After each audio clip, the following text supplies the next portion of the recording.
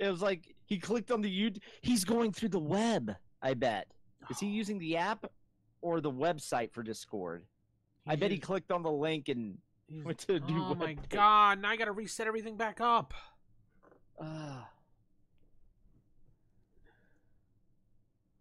He screwed up everything.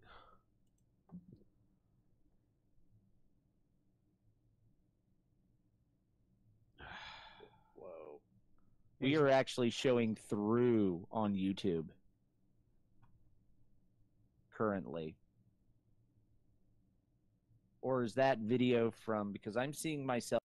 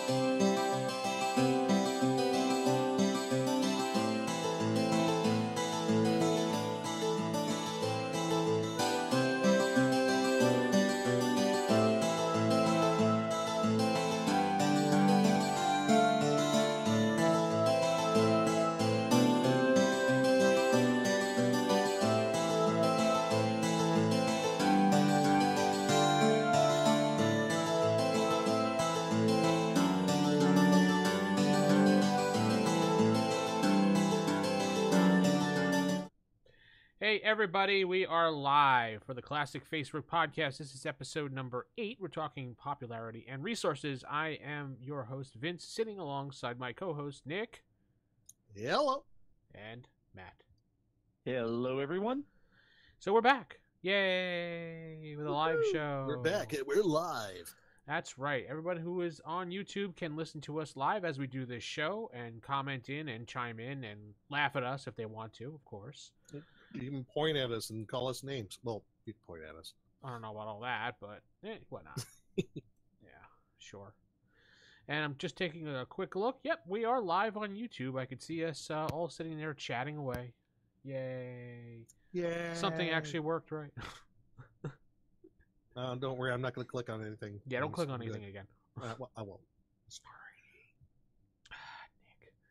Anyway, so let's get into the swing of things here on this show. We have a whole bunch of stuff for you tonight. Welcome to the channel, and we're the Classic FASERIP podcast talking about Marvel FASERIP, TSR's wonderful game that we all love, right, guys? Sure. Oh, yeah. Oh no. Anyway, well, let's get right into the swing of things. Nick, we have some stars this week, actually. Yes, we do. We have one 5-star review to us from I can't even really say their name. It's VIEBEYWD with a lot of symbols. But thank you. 5-star review. I wonder if they did it on purpose to annoy us. I think so. I could read it and be like $72 something or another. Yeah, right. But I'll just call you V. All right, V says new stuff. 5 stars, by the way, and says great on this podcast. I am a previous listener of RFI. Thank you, and a longtime AD&D player, and have found something new. All right. Never thought I would be interested in superhero gaming, but they make it sound so fun. Looking forward to starting this rolling. Well, I hope so, because with a smiley face, no less. Yeah, because you can find everything online now for free. Yeah, exactly. That's awesome. And so yeah, give it a go. It's very easy, very fun. I'm surprised as a longtime AD&D player, they did not hear about this game at all.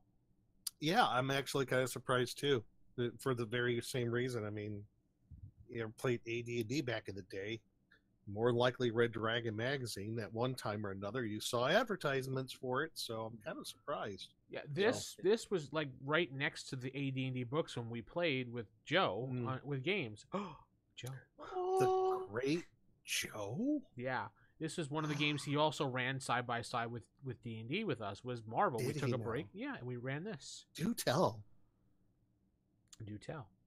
Well, it's like this was the second RPG I ever got into. It started with AD&D, and then next thing you know, hey, I got the Marvel Basic box set.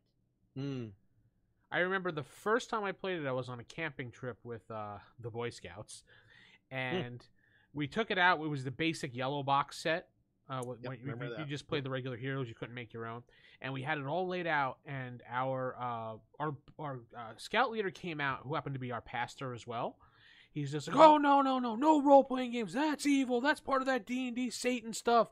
Out, I cast you. And we were like, whoa, it's just a Marvel role-playing game. Look, superheroes, they're Spider-Man. Yeah, and he was just like, no. Spider-Man.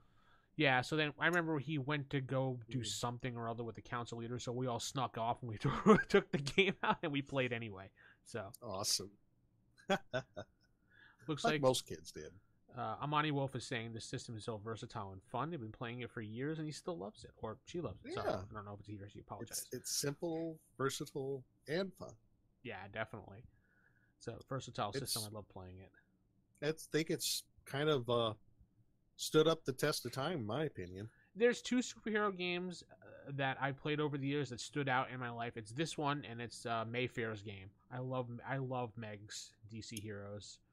Yeah, DC Heroes I remember. I think my first one that I played might have been Villains and Vigilantes. We did play that too, one. Yeah. I didn't really like it as much. I really enjoyed that. It was kind of, because it was very D&D-ish, how the skills and everything were. Too D&D-ish to me, to be honest. Yeah, but I enjoyed it because before then there was anything Marvel related. That was about the closest thing you got, unless you wanted to get into Champions, which you had to have a advanced degree in mathematics to make a character, which was insane. That's what I heard. Was it Excuse me. Heroes Champions? Or is that the same game? I never. Hero system. Yeah. Yeah. Yeah, the hero system. The 5th edition rulebook is printed on like the really thin textbook paper. Yeah, and I it's have it here massive. somewhere. And yeah, there's lots of math, and basically seen you the book. have to follow it step by step in order to actually. I have the book over here somewhere. It's like I've seen the book at the local Recycle Books, and for reference, my Buffy the Vampire Slayer book here. yeah. It was like one volume of the role playing game was this thick, and I looked at it and it's like, this is volume 1 to play. You need. I'm like, what? Yeah, Champions got just. Now I remember I first got into Champions like there was a box set. Before that, or it was like one volume as a hardbound book. Yeah, they had a box set with really bad cover art to it, and even then, it was just it took forever to make a character. But I mean, with that being said, you could make anything with that system. Oh, but yeah. it was so complex. I remember Heroes or Champions, whatever the hero system had a fantasy one going for a while too. It's like Fantasy Trip? No, that's not Fantasy Trip. It was a fantasy thing going. I think it was called Fantasy for the hero system or something like that. yeah. I think it might have been just called Fantasy Hero. Fantasy Hero, maybe. That sounds familiar. I think So. I have it. Yeah, I One of still those even books. have a lot of stuff for villains and vigilantes too. That was a Yeah, fun game as I well. have the second edition book that I went and got. I had Jeff D sign when we went to North Texas a couple years, like the first one ever. Yeah, I was to. gonna ask that. Jeff D and he re-released that, didn't he? He did finally make third edition, and he did. I think they did. I don't know, Matt. You were following that for quite a while. What happened with that whole debacle? Yeah, there was like a lawsuit over the trademarks, and but it finally got all sorted out, but it took much longer then because there was a dispute over. He thought the rights would revert back to him at this point, but the people that originally had the rights said, "No, it didn't. We want money." And yeah, but just like Fantasy Games Unlimited went defunct, and there was something after that. Yeah. Let's see here. Mm-hmm. I'm doing some research. You're doing some research. While he's on doing that. that. Yes, because because he currently has it as under Monkey House Games. Monkey House Games, okay. Well, yeah. Anyway, I went to North Texas and I had him sign the box set just so I can have his signature on it. And there was actually a voucher in there that said, "If you mail this in, you can get a free drawing from Jeff D." That's cool. And I said to Jeff, I'm like, "Here you go." Yeah. I handed him the paper. I go, "Where's my free drawing?" He's like, "Yeah, we're not honoring this anymore." Would have been hilarious if he did, though. That would have been great. That would be great PR right there for him. I know. Oh, well. So, Can't get everything, can you? Manawolf is saying Champions was so complicated, Marvel simplified things, and you can always add easy rules to suit your system. I made a simple rule that if a person rolled a 1, it auto-failed. I think we all did that, to be honest. Yeah. Pretty much. And really, is there on any chart a 1 that actually is a success? Yes. No. Not on Marvel's charts. Not in Marvel, but I know in another game system it is. When they in another game system, but not in Marvel. Oh, okay. Well, no. I know one system there is, that one by Tracy Hickman, that reverse D&D system that he had. Yeah, you know what? Aces and Eights by Kenzerco. It's reverse percentage too, and a 1 is a success. Yeah. Oh, wow, cool. Or Anyway, 99. we need to get to the topic at hand. We've BS'd enough We've here. digressed enough, huh? Yeah. So let's get into the meat of the show. Mm-hmm. You were going to say something? No, I was going to say, let's go. All right, then. I'm ready. So today we're talking about resources and popularity, and I'm going to try to tackle the resources first and get that all out of the way and talk about how we use it and stuff like that with some house rules, blah, blah, blah, blah. And then one of the other guys will take care of the popularity, which I don't really use too much, but I use it in a different way because I'm running a campaign right now, Marvel's X Universe, where they're villains, and the last 2 episodes have turned into weirdness, completely weirdness. And when we get there, I will tell you the story how we got Johnny Depp involved in the game. So, Well, he's everywhere, you know. yeah, it was just one of the Why characters. are we not surprised? Yeah, I know exactly. So anyway, resources. You create your resources during character creation. You start with a typical 5. It can never go as low as a shift 0 or a negative number. It's just not possible. It's not allowed, because then you'd pretty much be a nobody. You'd be poorer than poor, dead, pretty much. So right. Shift 0 pretty means you're a pauper, you're a beggar on the street, you're a panhandler, you're something like that. That's as far as you can go. Though things can go into the negative, this is one of the things that don't. Also, when rolling up your character, an origin can affect the way your resources go. So a mutant, for example, gets a -1 column shift on that, and a high-tech hero gets the option of starting as a good resource instead of rolling. I thought that was interesting how they going with the time when it was written, the whole thing with, you know, how X-Men was really taking off then in the early mid-'80s. They threw in like the whole anti-mutant thing in here, that if you're a mutant, you're a -1 to your resources. Yeah. Well, wasn't the whole mutant initiative or anti-mutant initiative going on during that time? Yeah. Yeah. Well, I think, was it 1980? It was that started the whole Days of Future Past storyline, I think. Pretty sure about that. Yeah, I think so. You can't judge anything by the movies anymore, because they always just skew everything. I mean, they're Yeah, good, but they skew things. So. Yeah, and also, you know, Moira McTaggart's son Proteus, kind of the ultra mutant who can like warp reality. Yeah. Kind of left a stain on the face of mutant kind. Yeah. Also, since you can, so as a high-tech hero, you start as good, or you can choose to roll on the ability modifiers table to modify it for good or worse. So you could start with your typical and roll and get better, like good or excellent, or you can get worse and go down to a poor, which sucked. But yeah, there were some trade-offs for mutants, as I'm being told in chat, which I didn't have, I just kind of glossed over because I wanted to talk more about the resources. So, but it is true, with the trade-off of going down for the -1 on your resources, you do get an extra power or an extra column shift, depending on what your GM allows you to do. So, thank you, Animal.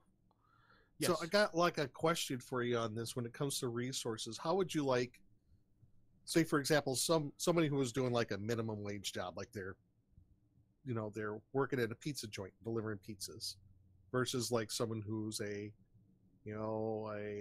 manager of the local telemarketing agency or something like that. How would those figure on the scale? There is a salary table of common jobs in 1980 standards. Really? Yeah, of salaries of individuals that you can look at to base the salaries off of. But another thing I don't use in the game is resources too, because we have villains and there's such a constant influx of cash and everything. But I'll get to that more towards the end of this when I use. Okay, my actual system. I just kind of wondering about that. This popped in my head. So you can roll on that table, and you can do good. You can do a lot better, or you can do a lot worse, depending on where you land. So that, or if you're high tech hero, you can say nope, just give me the good. So you can also reduce your resources by 2 ranks and get an extra power if you want, which a lot of people don't realize that you can do that. You can also reduce it by 1 rank to get an extra talent and or contact if you want. You can also do the reverse of those things too, by giving up a power, boosting up your resources by 2 ranks, giving up a talent, giving up a contact as well to boost that up as well. But that's not something you normally want to tell the players, so you kind of just let them figure it out. And if they suggest it, you say, sure, you can do that. Here's your 2 ranks. It's trade-offs. I mean, you have a power or a talent. It's like, you know what, my resources are like poor. It's like, I want to boost that a little. You have ways of doing that then at character creation, basically. Yeah. Or even later on, right? I guess. Well, yeah, you can. You can. I'm laughing at the chat because someone said they're making fun of my because I said hobo. So, and you could be a king hobo. Oh, yeah, thank you. That would be awesome. Yes. Yeah, this is during character creation only. Yes, you can raise it during gameplay, which is the next section here. During gameplay, after various sessions, the GM can adjust resources with column shifts up or down at any time they see fit, as long as it fits in the story with a good reason. Maybe your GM likes to play out the daily mundane of your life and weaves in things like appointments and gives your characters assignment based on his job and things like that. And you fail to keep these things because he's throwing things at you and your superhero is doing this and that. You miss an appointment, you do that, but well, your resources drop for the week because you didn't meet the requirements of what's your job. Which, if you think about it, in the real world, if you didn't meet the requirements of your job, you would just be fired. You wouldn't just get a reduction in your salary because they don't do that. But this is a probably game. Get fired, or you blame somebody else for it. Yeah, or you just say you have a drinking problem and everything goes away, because that's how it works. Yeah, I have a drinking problem. Yeah, that used to be when I worked in the union in Connecticut. They had a union there, and everyone the foreman used to say, if you see me, the superintendent, and HR walking towards you, immediately raise your hands and say, I have a drinking problem. Because apparently that's the way to get out of everything. I am an alcoholic. God. Leroy's in chat, and he's saying he's never played the game before, and he's glad we're discussing it and helping him decide if he wants to find a copy. You can always go to classicmarvelforever.com and download everything's it for free out there. free, legal, guilt-free. Not that most That's people, right. Yeah. Anyway, right, and Peter Parker did have poor resources, just to let you know, as being pointed out in the chat here. I forgot to read that one off. He was working with Jameson at the Bugle, right? Well, he worked. Right. You have to think about it. Peter Parker, I believe, was a contract per picture consultant type person. He was from freelancer. That's it. That's poor resources for sure. Right, especially when the only freelance work is taking selfies and selling them to a newspaper. Yes, exactly. So, but what if, like, Peter Parker had another job on the side, like maybe he was working at a pizza joint? Could you combine both of those to make one, like, resource level? Yeah, you can do whatever you want. Okay. Right. It's like, think of Daredevil's resources. By day, he's a lawyer. Not a very high-paid one. I'm Sal Goldstein. Okay. Well, with that said, maybe you've done some amazing things in gameplay with your character or invented something that could change things for the better of your job. You can be rewarded with a raise, just like a regular job. Or won the lottery. Those really aren't things that are taken into account in the game, but yeah, you probably could do that. I don't know how you would do that, but I'm sure there's something you can figure out. Buy a lottery ticket. Yeah, $1 in a dream, right? Right. Oh, yeah. So basically, there's no reason any character shouldn't just spend the feeble skill check, resource check, to get that lottery ticket on the off chance. Because unlike in real life, the little things like that don't add up. Yeah. In this game. Yeah, but other things can happen. You win the lottery. You're gonna well, there's no real monetary system in the game other than this fluctuating chart, so it's kind of hard to equate salaries and money to actual resource category or columns without comparing that one chart I referenced in the judge's guide, which can give you a basis of where things land. But that's as close as they ever got. I had to kind of figure out on my own based on that when I did my villain, so we'll get to that in a little bit. Now, also there's a resource feat that was introduced in the advanced set. It's kind of like a credit check whenever you want to buy something. In the basic yellow box, they had a point system for buying stuff. Never really understood that either, but the credit check seemed like a little bit more easier to understand. So if you want to buy something of your resource's value, you would have to roll on your column. So for example, you were going to buy, I don't know, you were going to lease a car or something. Which I just did recently. Okay, good for you. And no, I wasn't making fun. I just good. He passed his check. He passed his resource. So basically, say you figure out that Nick goes to rent a superhero Nick, Super Nick, wants to rent a car. And he finds out that his resources are excellent, and he goes to the dealership and he needs excellent to lease that car. So what Nick needs to do is roll a yellow result or better to purchase or lease that car. If you get below that, such as a green or a white, you fail.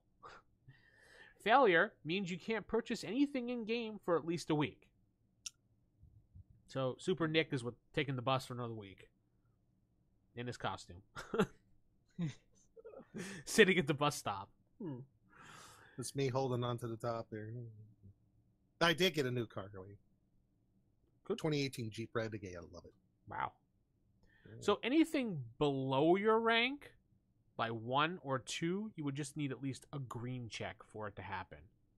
Anything 3 ranks below you, it's automatically done. There's no roll needed. People are saying in chat, no car for you, Nick. You come back 1 week. Yes. So now, with that said, things that are above your rank are just not possible to purchase based on your resource salary or your resources. So what you need to do is you need to go borrow a loan from the bank.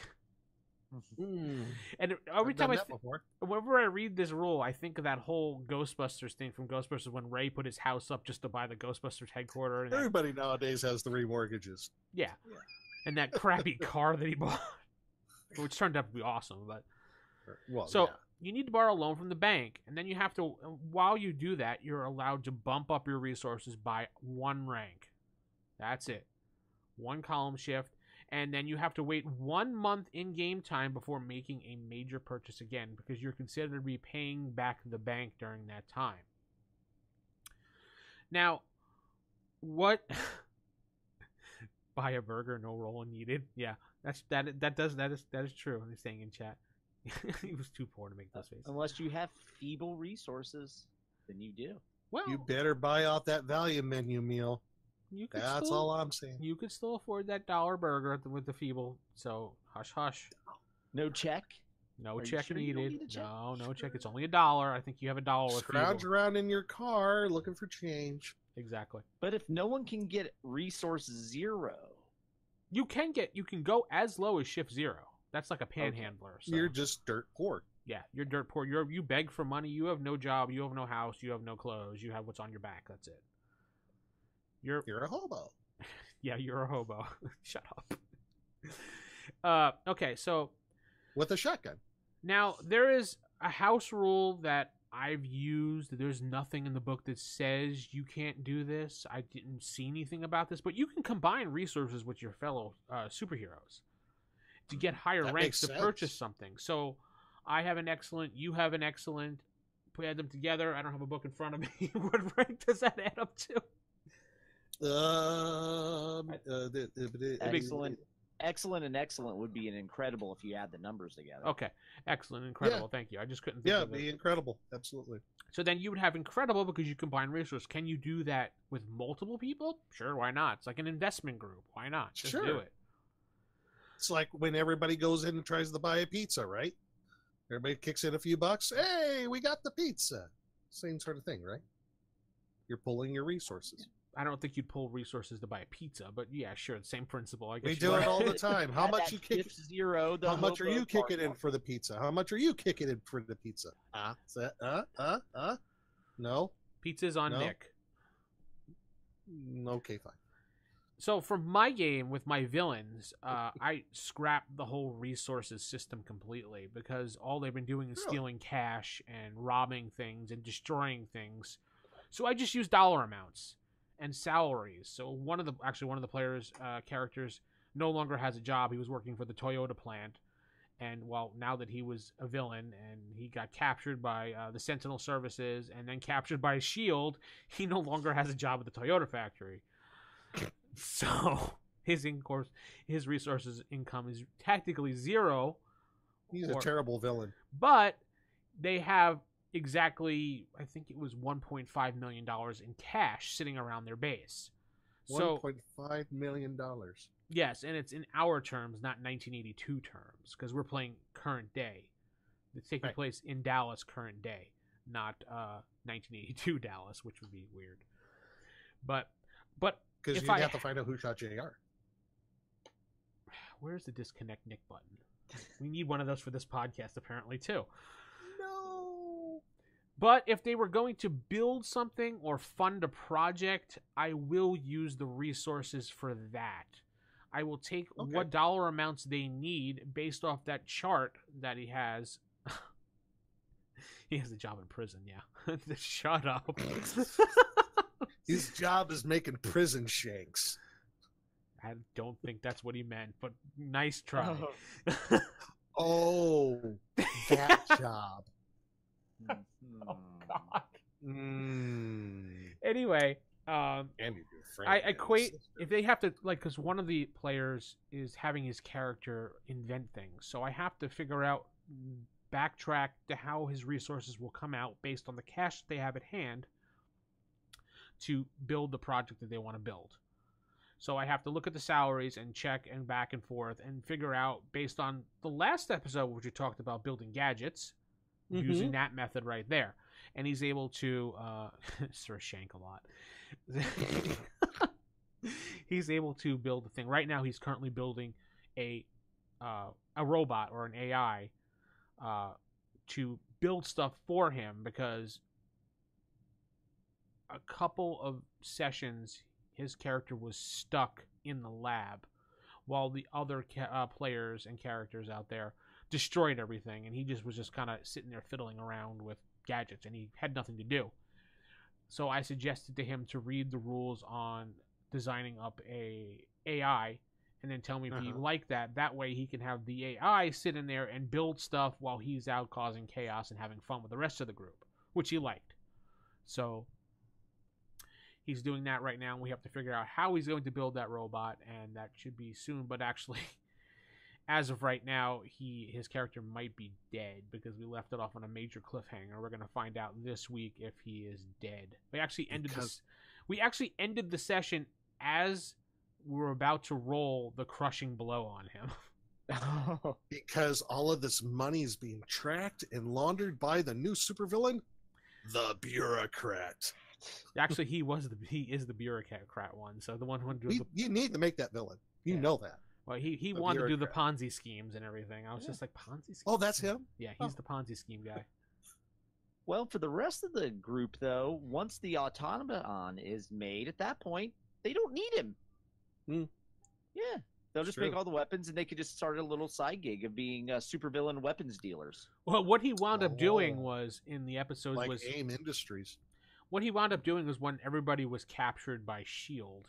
at the time, he happened to not be captured by S.H.I.E.L.D., so he worked on the AI, and since he kind of botched it a little bit, the AI self-evolved itself. Oh no, he Ultroned it. I made it so that the AI became its own, Ultron pretty much, and it became this whole thing, Destiny, and think of weird. Vision? Think of the show. You ever watch the show Eureka? No. Oh, I've caught bits and pieces. Okay, well, there was an AI that was inside one of the bunkers there that would talk to them and do stuff for them. I kind of made it like that. Oh, should have made it like the computer on the Heart of Gold. Hi guys. Or he was like, or he was like Hal. Was it Hal 9000? Okay. Yeah, kind of like that. Hal 9000 from 2001. Yeah. Yes, like a verbal speaking TARDIS. Dave, but the thing did stuff. Like, I had like these little panels on the wall, and little hands would come out and give him things and stuff like that. And the AI like was in love with him, and the other character, he would talk like this: "I'm the AI. I love you, William." Things like that. It was like just creepy like that. And enjoy. And to the point with when the other characters were doing stuff, he'd be like, "I don't think you should do that. William would not like that. How about you have some gas when you go to sleep? Would you like some comforting music and gas so you can fall asleep faster?" "What do you mean gas?" Thud. He gassed them the whole It is like on the Hitchhiker's Guide episode where everything on the ship is like trying to make what's his name like comfortable, and everything is like, I just want a bloody cup of tea. You want leaves, dried leaves boiled in hot water. That's it. I'm reading the chat, and people were talking. Eureka's a great show. You should definitely watch Eureka if you haven't watched it, by the way, folks. Great show. People are talking about Doc Ock and how he would borrow, in quotes, the money that he needed. And then he wrote, Amanda Wolf wrote, "Doc Ock would borrow your neck with his," and I thought it said testicles, but it says tentacles. That's why I was laughing. Oh, I was like, that's some big ass testicles going on there. But hey. Jeez. So that's the resources feat and how it pretty much works going forward, how we use it in my game, how you can use it in your game. It's not that complex when it comes to doing things inside games. You basically just figure out what it is you want to buy, see how it is versus your chart. If it's too high on your chart, combine your resources or go get a loan from the bank and do a credit check roll. If you can't afford it and you miss, you just can't buy anything for a while. Should have used karma. I don't know. What else am I going to say? Yeah, it was like, for me, there's some I like, if they wanted to buy something really expensive, like a few ranks above, I would let them do like the whole credit check, except overextend themselves to the point where if you're willing to take a resource decrease by a rank, I'll let you go up like 2 or 3 ranks, but showing you over leverage yourself on credit to get something. There's a huge difference between buying a plane ticket or the whole plane. Exactly. It's just like, say you wanted to buy a house on a nice little mortgage and you decided to overshop a little bit. Well, I would say you could do that, but in order to stay up with your payments and not lose the house, we're going to have to knock your resources down like a column shift until said thing's paid off. Just as a way to let players get bigger things, so that way they can even use it as a depleting resource. He could be like those families in the late 90s, early 2000s where they have these beautiful houses, but nothing in them. Exactly. They're like literally sleeping on mattresses. Right. This is like a comment. And then if it's something like property or something and you want to deal with the consequences of losing it, I'll be like, okay, you can have your resource back, and now you get to go through foreclosure. or we repo your new sports car. Send out the repo man. Hell yeah. This chat's like a comedy routine going on now. Awesome. You just so poor you can't afford the OR. That's too funny. Good job. That's right. Amanda Wolf. Good job. Good job. Excellent. So now we head over to popularity. One of you guys want to tackle that one? Well, I could try that. I could give it a whack. Oh boy, okay. So, we're talking about resources. Popularity can fall into that. They could interact in a lot of ways, wouldn't you say? Yeah. Yeah. It's also a far more fluid than your resources. And a far more dangerous thing. Yeah, it'll go up and down, and it can be rather fickle. Oh, most definitely, sir. Most definitely. Yes. If all of a sudden, oops, you didn't defeat the supervillain and a skyscraper fall down, guess who's taking the heat? You are, super guy. That's right. There is a chart you can look at that too, but go ahead. Go on. Yeah, there is a chart like on page 40 of the player's book. There's a real basic rundown on popularity and how it works. But yeah, create during the origin of your character, your initial popularity. And it comes into play anytime when you are in contact with other non-player characters, be them villains or anybody else for that matter. It's kind of like the charisma and comeliness stats for first edition, if you want to look at it that way as an analogy. They do have different popularity for your secret identity and for your public identity, for your hero. Now, sometimes, depending on the type of character it is, those two pretty much don't exist. Your hero persona is you. Like, for example, well, I guess not hero persona, but a villain persona like Victor Von Doom. Right. Everybody knows who the hell he is. Right, they're one and the same sometimes. While Peter Parker, not everybody knows he's your friendly neighborhood Spider-Man, right? Right.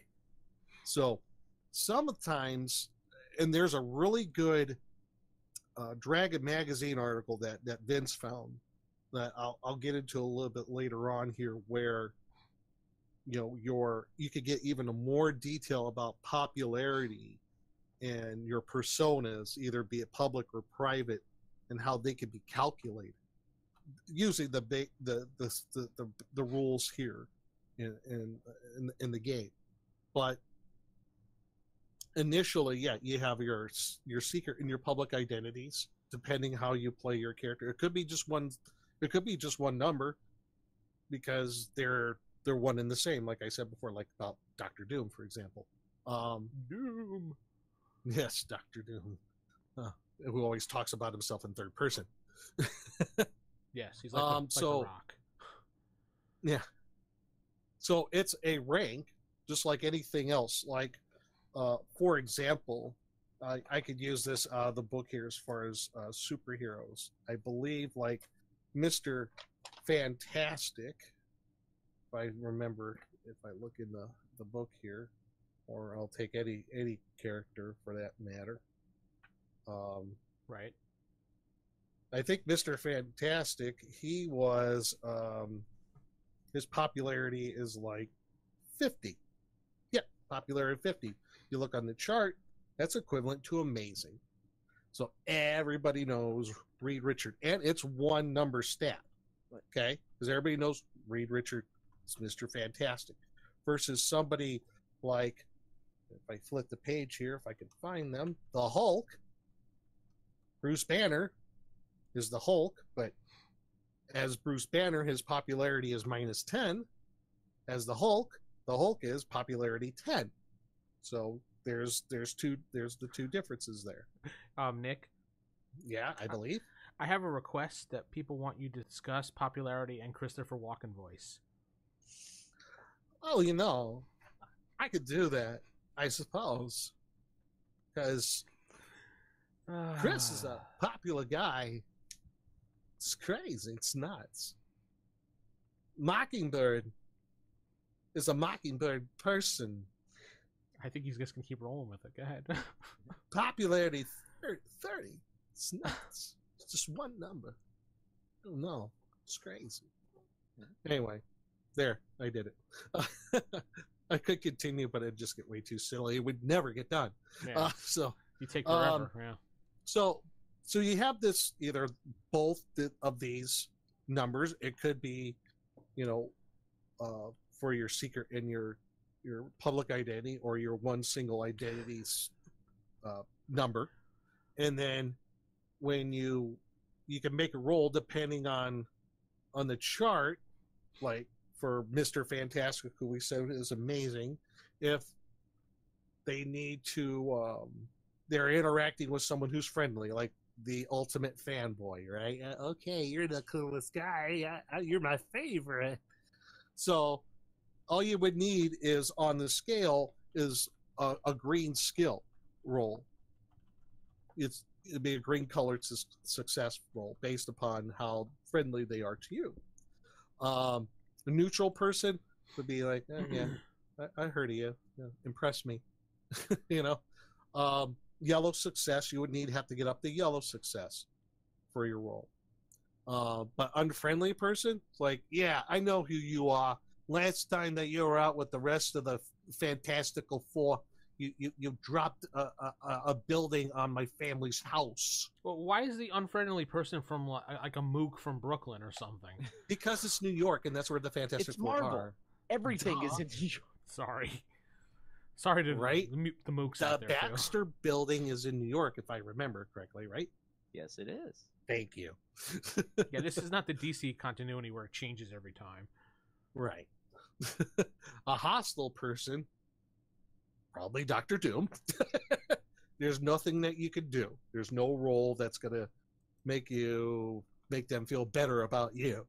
So that's just some analogies I threw out there as far as when you have to make a role based on your popularity. It depends on how the other person perceives you. So if you fail the role, the outcome, it depends on how friendly that person was to you. Like if that person, the fanboy, you fail the role for one reason or another, they would probably be like, oh, okay, all right, yep, I still like you. Versus Dr. Doom would say, Dr. Doom will vaporize you, because that's what he says. He talks in third person. So I wouldn't doubt him saying that either, too. Yes, Dr. Doom shall vaporize you, pointing at you like the Jack Kirby artwork, like so. No? No. Fine. I failed my role for popularity, apparently. Yeah, Nick and I, Matt and I just became neutral. Yeah. What else is new? So your popularity as your character goes along through the game, right, can increase or decrease depending on their exposure, I guess, to media. Also through word of mouth, and various other ways. You can spend karma to increase your Sure. popularity, but it's not recommended. It's kind of like, walking down the street and just tossing money down the sewer. Right. No point. They did just. What's that?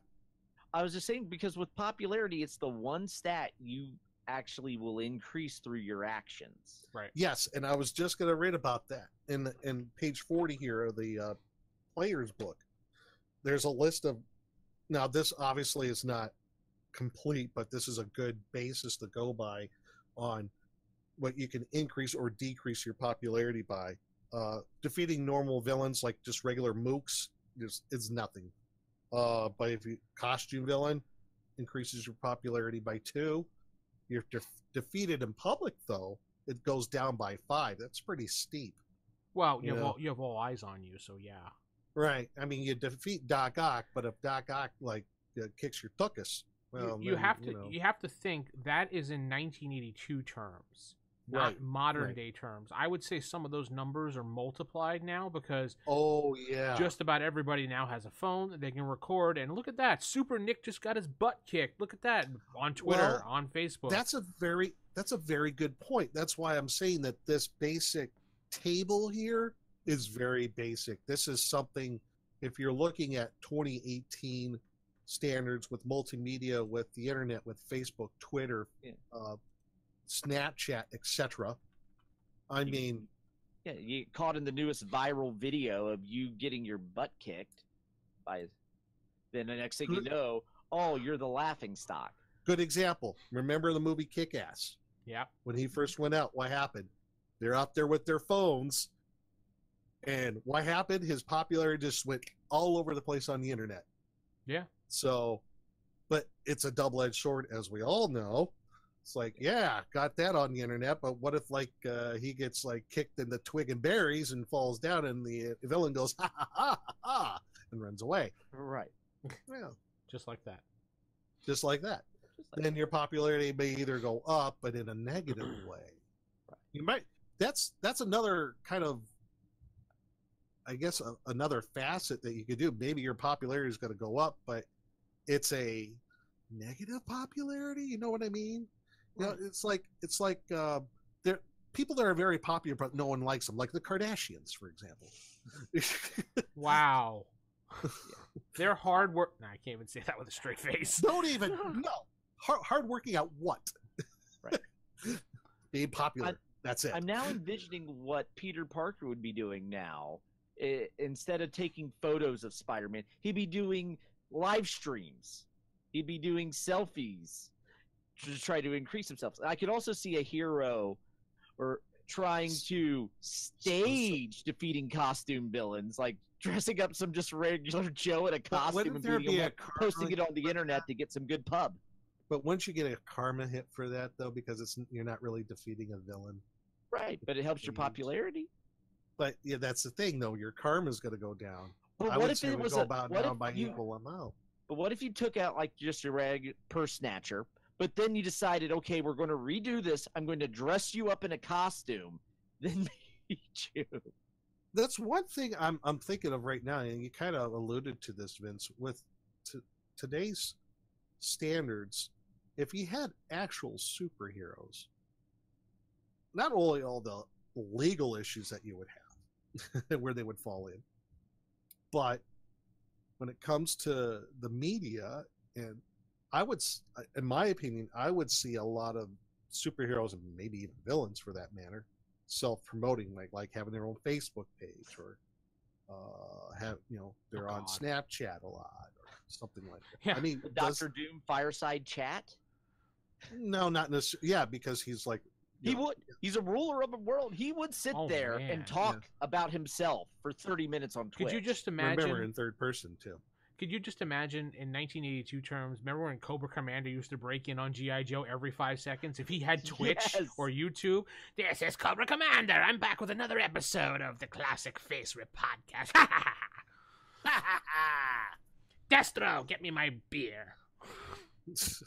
Very good, Cobra Commander. Go on. I don't know why. Though you do like. I can see the point, though. You make a valid point that self-promotion of superheroes. Doom reads the classics. Because that's kind of funny. They never really touch on that, like on the current Marvel Cinematic Universe, do they? Well, kinda. Not really. Not really. It's most of the villains that do that are they're. I'm not talking villains. I'm talking like the heroes. Really behind the scenes. They're a villain. There's not really. Does Iron Man have his own website in the Marvel Cinematic Universe? That's what I'm asking. Yes, it's called IronMan.com. You just made that up. I know I did. You caught me.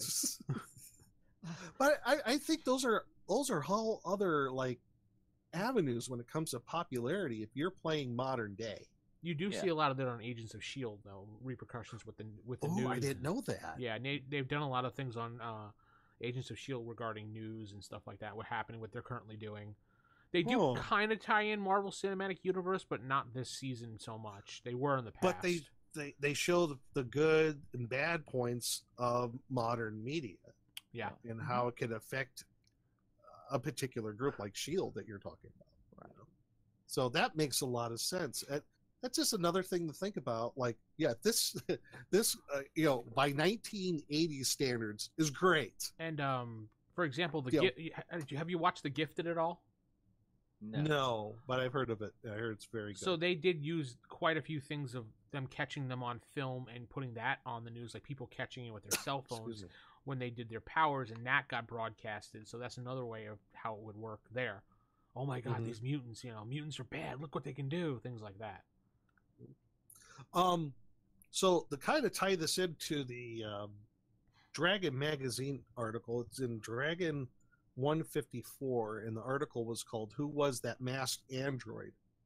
And it's a very actually interesting read because now kind of kicking it up a few years. So this came out in 1990. You're right on the cusp of really the internet coming out. You still had Usenet and all that jazz, but still. Al Gore was still signing the paperwork. That's right, with because the core of the Earth is a several million degrees. Put it in a lockbox. Put it in a lockbox. Put it away. Excelsior. Go hunt man, bear, pig. Yes, man, bear, pig. But so it gets into this article about could be much more to this popularity score than just your secret and then your public identities. I mean, what's the quality of your disguise? What are the precautions that you're taking for your secret identity, if any at all? Yeah. You also have like your secret profile, meaning is your secret identity a newsworthy figure or a total non-entity? Is your super profile the same sort of way? Confidants, people who possibly, the number of people who may know your secret identity. It takes all of those things into play, and they're based upon certain rankings on the chart. For example, the disguise. Spider-Man has a good disguise. Costume covers the hero's entire body, versus someone who's poor disguise. Flimsy precautions are taken, such as wearing a domino mask, like Shadowcat. Or what if we take it a step further and they just take off their glasses, like Superman? Well, that's DC, and that's just a whole other thing. Versus all the way up to the other end, the hero has an unusual or extremely thorough disguise involving a total physical change, like the original Thor, who was Donald Blake. He became Thor, right? That's this guy. Oh, and so on. And that his was monstrous. Okay, and they did the same thing with precautions and confidants and so on and so on. And this can tie into taking all that together, probably ties into one, if you wanted to, one entire score for popularity, or you could have it as separate scores for your character. Depends, I guess, how far detailed you want to it. Reading through this, I thought it was very interesting, and particularly when you're talking about the secret and the super profile, the public profile of the superhero, and talking about today when we're talking about multimedia now, how those things can affect those sorts of things. So I highly recommend reading through this article. It's about 2.5, 3 pages. It's Dragon Magazine 154. So basically takes those little things I talked about, secret profile, confidant, super profile, and breaks it down into examples of like where they would rank on the ranking chart and how you could use this in your game. It's I think I would use this if I was running a superhero game based modern day, because just the whole idea of like, well, everything internet and instant messaging and everything, how that could affect a superhero in so many different ways, either positive or negative. You need to be multimedia savvy to be a superhero so you can keep on top of these things. If not anything, you might have to hire an agent to keep all this stuff together. You know, I mean, it could lead to those sorts of things. Who knows? Right. And then I could see you getting caught into the idea being the superhero, and you're too busy doing the merchandising and signing the 8x10s to actually go fight any crime. Right. You're so involved with that, then you forget what you're really doing this all for. Not for the popularity, but for saving lives. Right. Winning the hearts and minds of people through good deeds, not through 8x10s that you've signed. Doing the con circuit, just doing the loop, go town to town, sign some autographs, take a picture. It would make a very interesting arc for a character, see how far they might go down that path. And well, there might be the one guy says, "You're no hero anymore. You're just a chump. You sold out." Yeah. Now I'm starting to perhaps like how I talked earlier about faking beating up the costume villains. What if someone built their entire rep by doing that as like a superhero? Yeah. They were basically the Kimbo Slice of superheroes. Yeah, it was total BS. Yeah. They weren't really doing anything.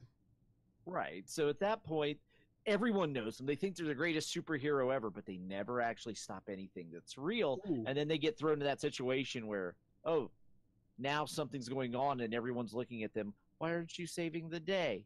Yeah.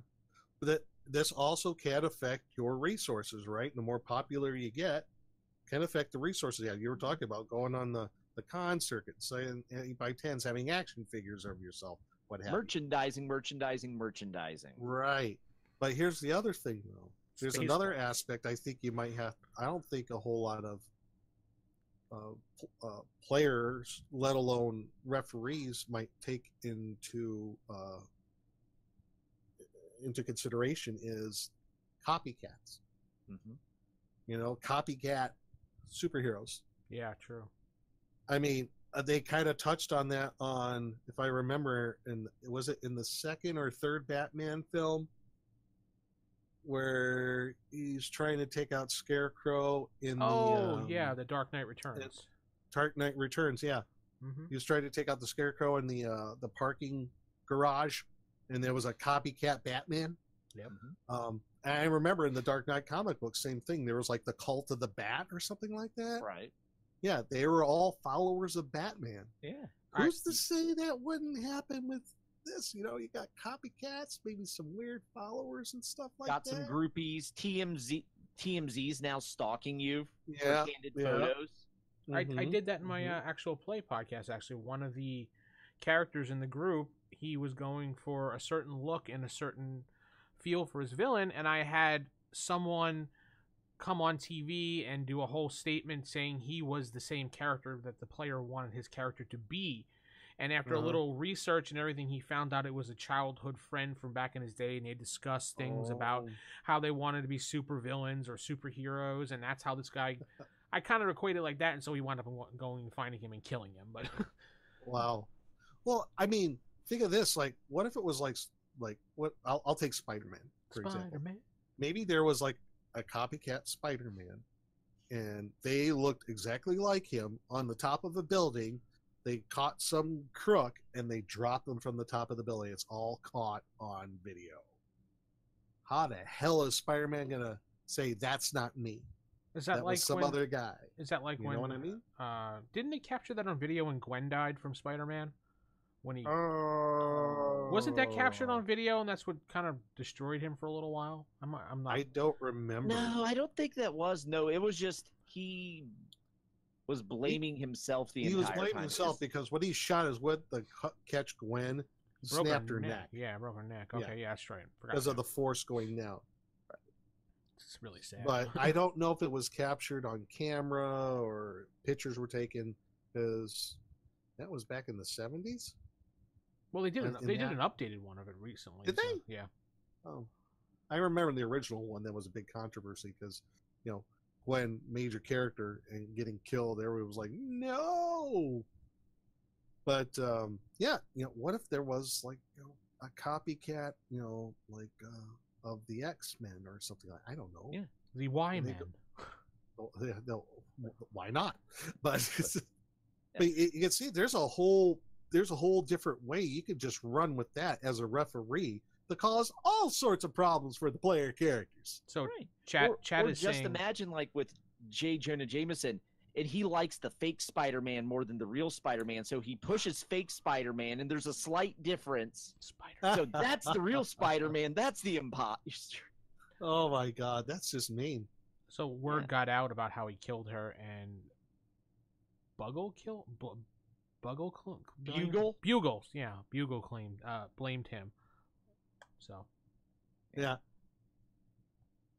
So that those some very interesting aspects when it comes to popularity that you might want to consider when creating characters and throughout the campaign. Now, Vince, you use something that's the opposite of this for your campaign called Infamy. So would you enlighten us on how that works? No. Because of villains? No, not at all. No, I'm kidding. Okay, fine. Moving on. So I use the same kind of chart that's in the book, but I kind of reverse the things, and I use this more so as the villains get in trouble, the more their infamy score goes up. Like right now, 2 of the 4 characters are on the wanted list by face and by name. On you ever seen those billboards on the highways when you're driving of people wanted criminals? They have them all over here in Texas. I don't know if they have that up where you guys are. So 2 of their faces are up there with their real names. So their infamy is pretty high right now for being a criminal. Granted, a lot of people don't pay attention to those things, and they kind of just, you look at it. Can you tell me the last name you saw looking? No, probably not. But there are some people that remember those things, so they're up there pretty high. Also, one of the characters is known by a new name that the media dubbed him, called the Metal Adder. So whenever he's mentioned, that name is mentioned, he kind of, people are like, oh, the Metal Adder, blah, blah, blah, blah. Metal Adder. And so this is where Johnny Depp comes in. Like I was telling you were alluding to that earlier when we came on the show. So these characters got captured by the Sentinel Services and S.H.I.E.L.D. in a joint effort. Remember I was telling you the last time they were going around town and they were just causing earthquakes and destroying things? And then I had the Texas Heroes, the Liberty Heroes, come and knock them out and capture them, which handed them over to the Sentinel Services, which handed them over to S.H.I.E.L.D. for processing.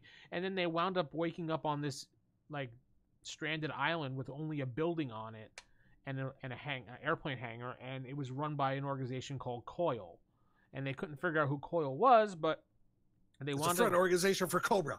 Yes, it is, actually. But I used the name because I thought it was cool. Really? Yeah, actually, Coil is a sub-organization that they used in Cobra.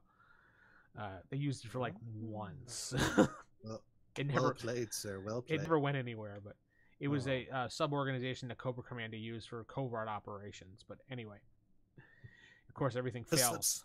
I'll make a subsidiary of Cobra called Coil. Very good, Cobra Commander. We'll do that. We'll work on this. We'll put a button on it to destroy everything. Excellent. And then Matt should come in with this Zartan impersonation to echo his voice. And Matt, I got nothing. I barely remember Zartan. okay. I have the figure. I know what he looks like, but He sounded very English and snarky. Yes. I need Anyway, to go back and rewatch G.I. So- Joe now. yes, we have to do that. Let's do a G.I. Joe podcast next. And so what they wound up doing was one of the characters has super speed, kind of like Quicksilver or the Flash, whichever one you want to do. So they wound up running out of the island across to where they thought the land would be, which they wound up in California. And they wound up in Hollywood, of all places. Random rolls, because they decided that since they were tired, they needed to get a car. They had no money. They had no way of communicating with anybody because they had no phones, no equipment, nothing. They're like, well, we're going to jack a car.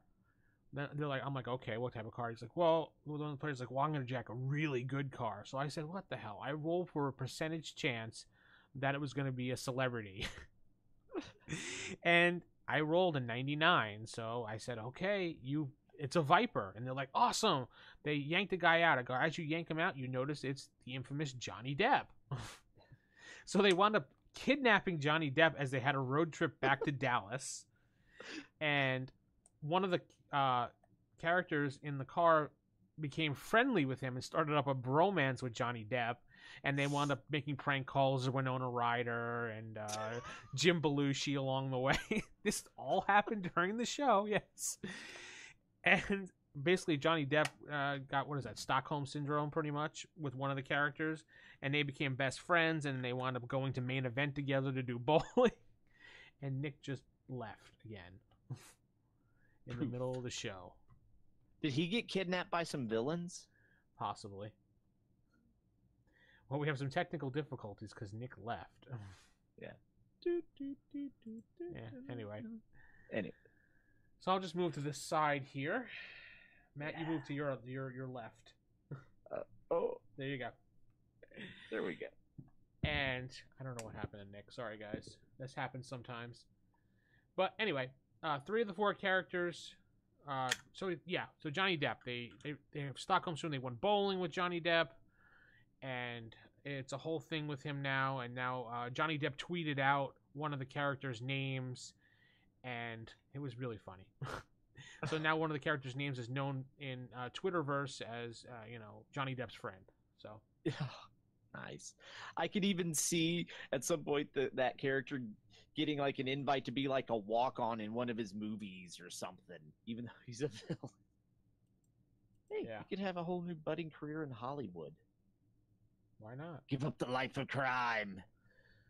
All right, well, let's head over to some emails. Right. Yes, and in emails we do have, and if you want to send us an email, write us at bullpen@classicfacerip.com. Bullpen@classicfacerip.com is where you can write to us. Hey, Nick is back. And he Sorry. returns. I make fun of Cobra Commander and he intercepts my call and kills it. Your You internet. were concerned you might have been kidnapped by some supervillains and get Stockholm Syndrome? Like I said, Cobra Commander.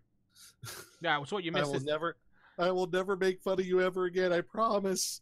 yeah. Don't fiddle with anything on your computer, Nick, because that's the I second time didn't. that happened. It just dropped. I Okay. swear.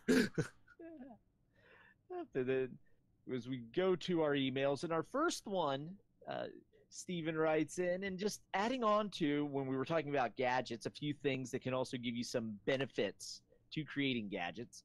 Weapons tinkering, like if you go into the Ultimate Powers book, it gives you more freedom than in accomplishing the resource feats when designing and creating weapons. And then there's also hyper invention, which gives you a reason bonus when creating objects. So that lets you reduce the resource cost by 2 column shifts if you have that. So it's another way if you want to be your superpower, the tinkerer. those are things to look into to make it a little easier to make things. Yeah. And then there's also just like give some examples of just some villains like Aranzola making the Doughboys, and there's just all kinds of characters out there that have made little like their Doombots or automatons to do that chaos for them. So, and then also we have Keith writing in who put together the Golden Age source book we talked about, and he has the vigilante rules in that source book from the Dragon Magazine article referenced. Mm-hmm. So a great way to get it would be that.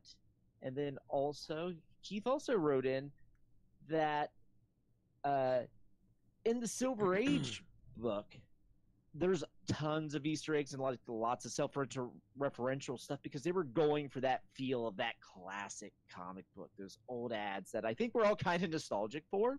Yeah. So, and he monkeys. has kudos for getting a few of them, and he is going to put together and compile a master list of all the pop culture references hidden in there. Cool. So it'll be to see what we can find and also what we missed. So because those were great.